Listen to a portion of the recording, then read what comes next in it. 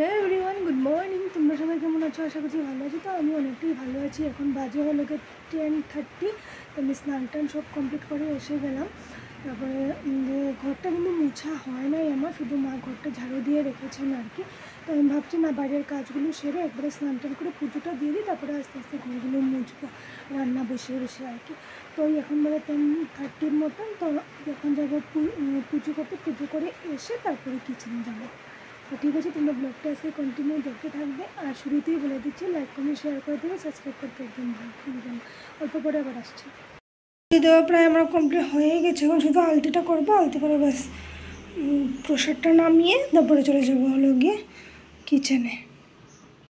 তো ওইখানে ঠাকুরঘর থেকে আমি কিচেনে চলে আসলাম আর কি। আমি কিন্তু নিজের ভয়েসটা দিয়েছিলাম, কিন্তু তোমার এক্সট্রা সাউন্ডের জন্য আর কি, প্রেশার কুকারের সাউন্ডটা আসছিলো, তার জন্য আমি আমার নিজের ভয়েসটা ছেড়ে এখন ভয়েসটা দিচ্ছি আর কি।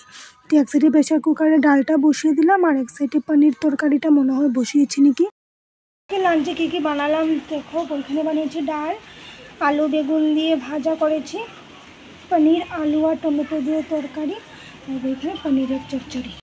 পিহুকে আমি ভাতটা খাইয়ে দেবো। এই যে পিহু ওইখানে বসে বসে করছে হলো ড্রয়িং। এই যে পিহু ভাতটা এনে নিলাম, এই যে কোথায় হয়েছে। তো লাগে এখন পিহুকে ভাত খাইয়ে দিয়ে মার বাবু ওদের দুজনের ভাত খাওয়া হয়ে গেল। তারপরে দেখে আমি আর তোমাদের দাদাভাই খাবো। তো চলো পিহুকে ভাতটা খাইয়ে দিই।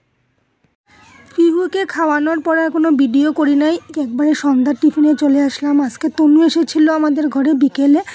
তো ওর জিজু ম্যাগি এনে দিয়েছে আর কি। তো ম্যাগিটা বললাম তুই বানা, তুই বানিয়ে খাওয়াচ্ছে আর কি আমাদেরকে। অনেকদিন পরে আসলো আমাদের, তুই বানিয়ে খাওয়াতেও। আজকের জন্য ব্লগটা আমি এতটুকুই রাখলাম, কালকে আবার নিউ ব্লগে দেখা হচ্ছে।